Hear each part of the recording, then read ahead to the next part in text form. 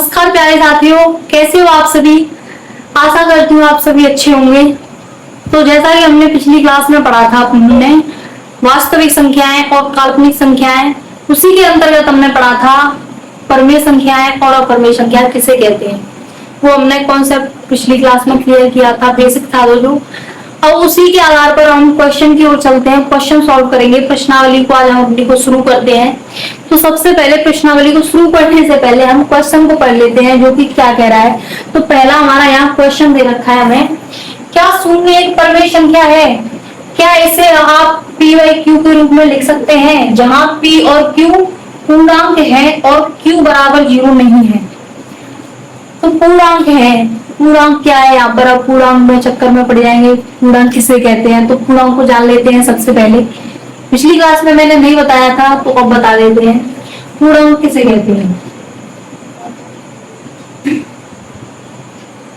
तो पूर्णांक हमारा यहाँ z से प्रदर्शित करते हैं। पूर्णांक में हमारा यहाँ 0, 1, 2, 3, 4, 5, इधर -1, -2, -3। तो ये हमारी पूर्णांक हो गए, यानी ये हमारे यहाँ पर ऐसे चलता जाएगा, ये हमारी पूर्णांक संख्या है। तो हम क्वेश्चन की ओर आते हैं। तो क्वेश्चन हमारा यहाँ कह रहा है, देखते हैं हम हल। तो यहाँ पर मैं लेती हूँ 0। अब 0 को हम कैसे लिख सकते हैं, यानी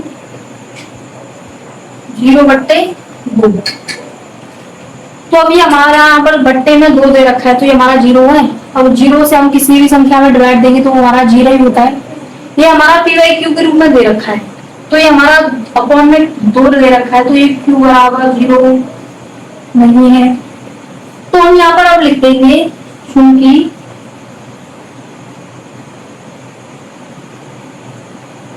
यह p बाई क्यू के रूप में है, जहां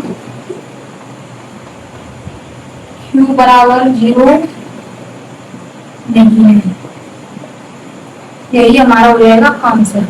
हमें आंसर में केवल इतना ही लिखना है, क्योंकि हमारे यहाँ पर ये भिन्न के रूप में दे रखा है, परमेय संख्या है। हमारे यहाँ पर अपॉन में q की जगह पर अगर 0 होता तो हमारा नहीं होता। तो अब हमें यहाँ पर केवल हमें इतना ही लिखना है, यह p बाई क्यू के रूप में है, जहाँ q बराबर 0 नहीं है। यही हमारा यहाँ पर आंसर हो जाएगा। तो हम चलते हैं दूसरे क्वेश्चन की ओर। दूसरा क्वेश्चन हमारा क्या कह रहा है, तो इससे आगे क्वेश्चन बहुत अच्छे हैं, अगर आप देखेंगे तो इम्पोर्टेंट भी है। तो चलते आगे की ओर।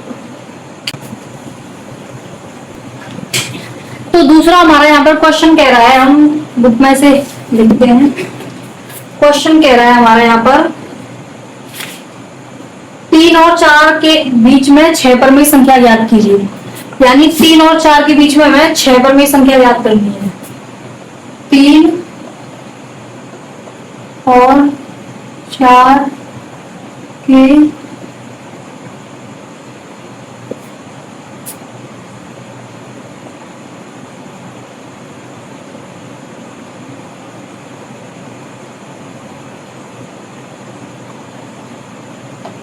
क्वेश्चन में हमें दे रखा है 3 और 4 के बीच में 6 परमेय संख्या याद करनी है हमें।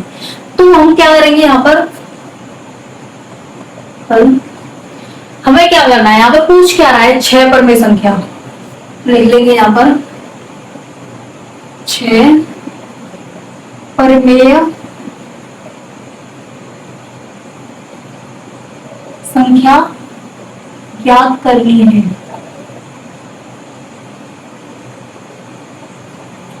तो यहाँ पर हमें करना क्या होता है, यहाँ पर जो भी हमें संख्या पूछ रही होती है, यानी हमें यहाँ दे रखा है 6 परमेय संख्या ज्ञात करनी है, तो उसमें जितनी संख्या पूछ रहा होता है उसमें हमें +1 कर देना होता है। यानी जैसे 6 पूछ रहा है, 6 + 1, ये हमारा हो जाएगा 7। आ गया, हमारे यहाँ पर आ गया 7। जितनी भी संख्या पूछ रहा होता है उसी की हमें उसमें प्लस कर देना है 1। तो अब क्या कह रहा है, अब क्वेश्चन को पढ़ते हैं 3 और 4 के बीच में। तो 3 और 4 के बीच में यानी 3 और 4। तो हम एक और बात जान लेते हैं, यहाँ पर कोई 2 संख्या होंगी तो उसमें उसके दोनों संख्याओं के बीच में अनंत परमेय और अपर लेयर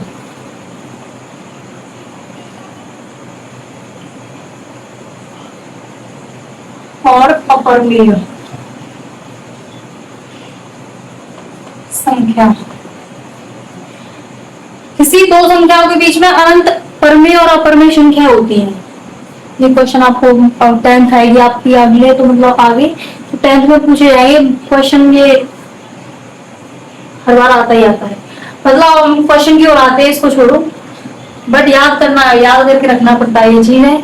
मतलब किसी भी दो संख्याओं के बीच में अनंत परमेय और अपरमेय संख्याएं होती हैं, तो क्वेश्चन क्यों आते हैं, तो हमारे यहाँ दे रखा है 3 और 4 के बीच में, इन दोनों के बीच में, तो उनके करना क्या है, जो हमारी यहाँ 7 संख्या निकल के आई है, प्लस करके आई थी, उससे हमें गुणा कर देना है और भाग कर देना है। ऐसे ही इसके साथ भी गुणा और उसी संख्या से भाग। तो अब क्या करेंगे हम, ये हो जाएगा हमारा 7 21 बट्टे 7, ये हो जाएगा हमारा 4 7 28 बट्टे 7। ठीक है, तो अब क्या करेंगे हम, अब हमें परमेय संख्या ज्ञात करनी है, तो कौन सी पूछ रहा है, हमें 6 परमेय संख्या ज्ञात करनी है। तो अब हमें जो संख्या हमने शुरुआत में निकाली थी उससे अगली संख्या लिखती जानी है, यानी 22 बट्टे 7 कॉमा 23 बट्टे 7 और 24 बट्टे 7, 25 बट्टे 7, 26 बट्टे 7 और यहाँ पर ये हो जाएगी हमारी 27 बट्टे 7। तो ये हमारी हुई 1 2 3 4 5 6 हमारी परमेय संख्या यहाँ पर निकल आई, यही हमारा हो जाएगा आंसर। हो गया ना। अब देखिए यहाँ पर हमें कितनी निकालनी थी, 6 परमेय संख्या निकालनी थी, जो कि हमारी निकल आई, यही हमारा आंसर हो जाएगा यहाँ पर। अगर आप देखेंगे तो फोन में कैलकुलेट करें या कहीं पर भी कैलकुलेट करें, तो अगर आप डिवाइड देके देखेंगे तो ये 3 और 4 के बीच में ही आएंगी ये संख्या, दशमलव के रूप में आएंगी। 3 और 4, 3 से बड़ी होंगी, 4 से छोटी होंगी ये संख्याएं। अब चलते हैं हम नेक्स्ट क्वेश्चन की ओर। तो सबसे पहले अब तीसरे क्वेश्चन की ओर चलते हैं। तो तीसरा हमारा क्वेश्चन क्या है,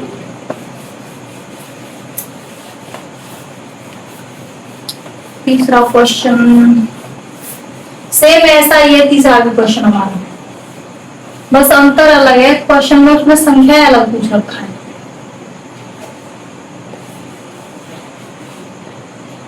तीसरा क्वेश्चन हमारा यहाँ लिख लेते हैं, तीसरा क्वेश्चन। तो तीसरे क्वेश्चन में हम बुक में से देख लेते हैं।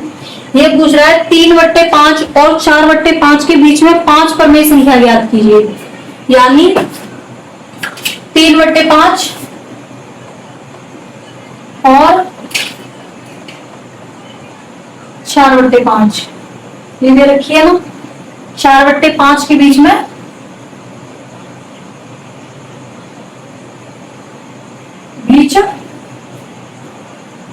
मैं 5 परमेय संख्या ज्ञात करनी है। कितनी करनी है, 5।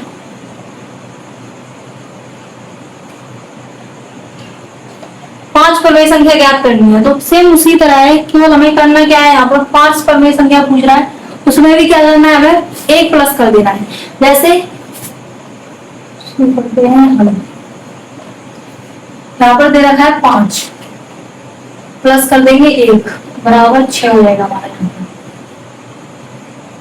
ये हो जाएगा हमारा यहाँ पर 6। तो अब क्या करेंगे हम, सेम उसी की तरह 3 बट्टे 5 और 4 बट्टे 5,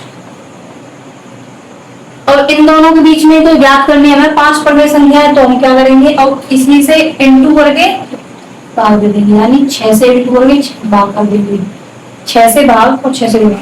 तो अभी हो जाएगा, इसमें भी हो जाएगा 6 से भाग 6 से भाग। तो ये हो जाएगा हमारे यहाँ पर 18 बट्टे 5 30, ऐसे ये हो जाएगा 24 बट्टे 5 30। अब ऐसे ही सेम इसे लेना है। 18 से आगे वाली संख्या कौन सी होती है हमारी, तो 18 से आगे वाली होती है हमारी 19 बट्टे 30, 20 बट्टे 30, 21 बट्टे 30, 22 बट्टे 30 और ये हो जाएगा हमारा 23 बट्टे 30। यही हमारा हो जाएगा आंसर। है ना जी। बस करना क्या होता है हमें, यहाँ पर जो भी संख्या पूछ रही होती है उसमें +1 कर देना होता है और उनसे गुणा और भाग कर देना होता है। उसके बाद उससे अगली वाली संख्या को लिखते जाना है, हमारे वही हमारा आंसर हो जाता है। तो यहाँ पर हमारा एक तीसरा भी क्वेश्चन सॉल्व हो गया है बहुत इजी तरीके से। अब चलते हैं हम 5वें क्वेश्चन की ओर। तो 5वें क्वेश्चन में हमें पूछ रहा है, 5वां क्वेश्चन हमारा यहाँ पर दे रखा है, सत्य और असत्य कथन पूछ रहा है। तो उसको भी लिखते हैं हम, सत्य और असत्य पूछ रहा है, तो सत्य सत्य में पूछना है, देखना है।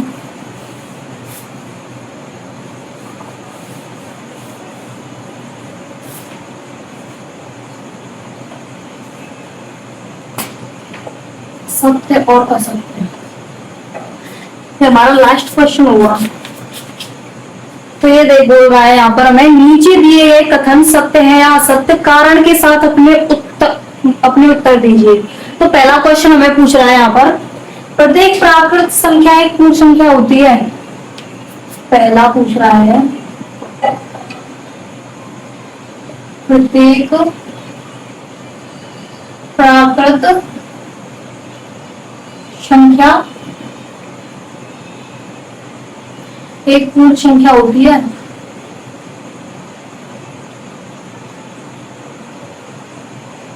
संख्या होती है।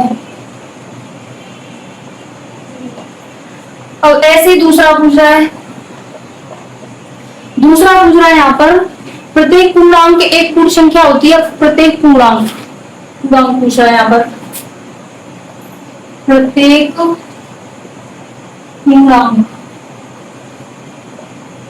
पूर्णांक एक पूर्ण संख्या होती है। पूर्ण संख्या होती है। अब इसका लास्ट रह गया हमारा तीसरा पूछ रहा है, प्रत्येक प्राकृतिक संख्या नहीं, सॉरी, प्रत्येक परमेय संख्या एक पूर्ण संख्या होती है। प्रत्येक परमेय संख्या एक पूर्ण संख्या होती है।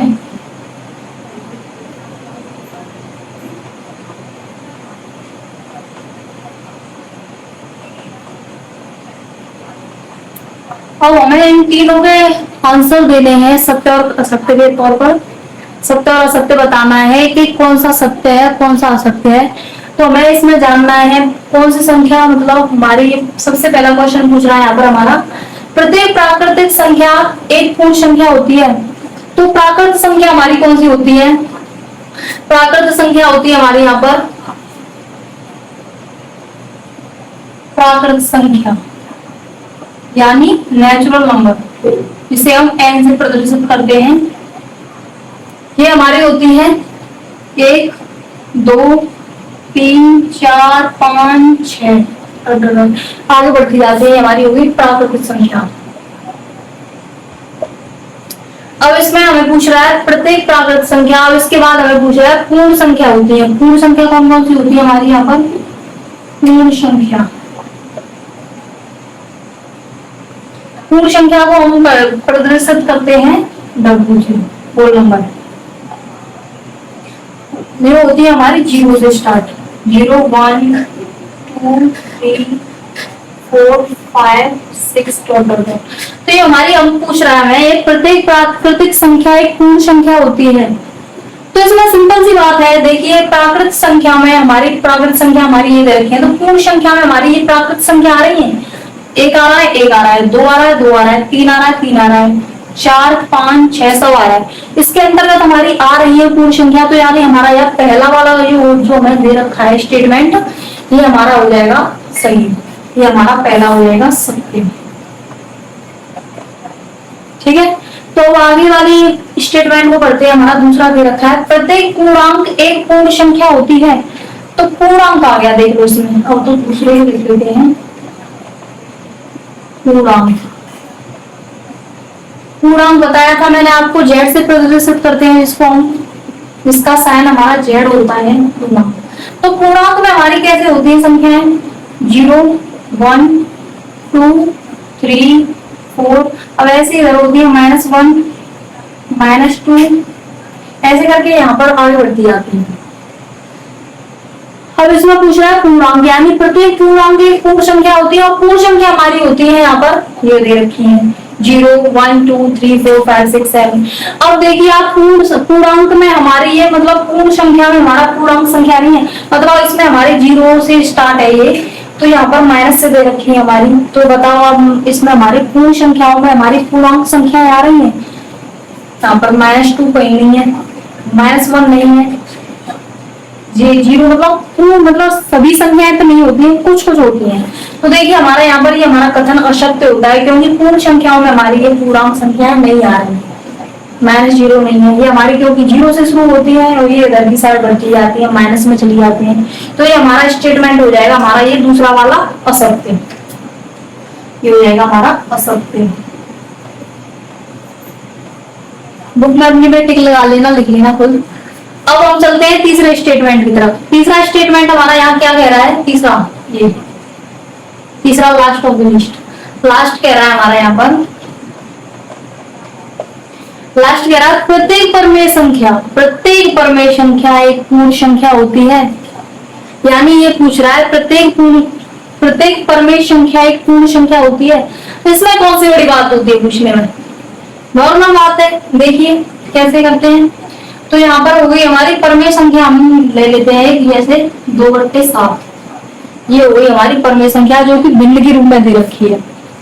तो अब आप बताइए पूर्ण संख्याओं में कोई भी ऐसी संख्या दिख रही है आपको, नजर आ रही है, ये 0 से स्टार्ट है, आपको कोई भी संख्या ऐसी नजर आ रही हो या दशमलव में दिख रही हो, कोई भी संख्या ऐसी दिख रही हो, ये भिन्न के रूप में है, ये हमारी एक परमेय संख्या है। पूर्ण संख्या हमारी ये यहाँ से शुरू होती है 0 से 1 2 3 4 5, इसमें आप में कोई भी भिन्न में नहीं मिलेगी, कोई भी रूप में नहीं मिलेगी। तो ये हमारी परमेय संख्या एक पूर्ण संख्या नहीं होती है, क्योंकि इसमें अगर देखो भिन्न में दे रखा है, ये भिन्न के रूप में दे रखा है और ये हमें सिंपल रूप में दे रखा है। तो देखिए हमारा हो जाएगा 7 हमारा 0 तो नहीं दे रखा है हमारा, तो ये हो जाएगा Q बराबर 0 नहीं है, तो ये हमारी हो जाएगी यहाँ पर, ये भी हमारा कथन हो जाएगा असत्य, ये हो जाएगा असत्य। यानी हमारी मतलब परमेय संख्या एक पूर्ण संख्या नहीं होती है, क्योंकि परमेय संख्या हमारी होती है जो कि एक भिन्न के रूप में होती है, और पूर्ण संख्याएं हमारी ऐसे 0 से स्टार्ट होती है, उसमें कोई भी भिन्न नहीं आती है।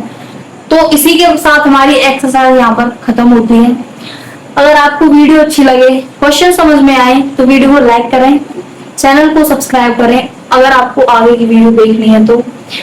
और मैंने अपनी तरफ से पूरी कोशिश की है कि आपको समझ में आया हो, थोड़ा सा भी समझ में आया हो, तो उसके लिए आपका धन्यवाद। और ऐसे ही अगर आपको देखना है अगली नेक्स्ट एक्सरसाइज मिलते हैं हम, तब तक के लिए धन्यवाद।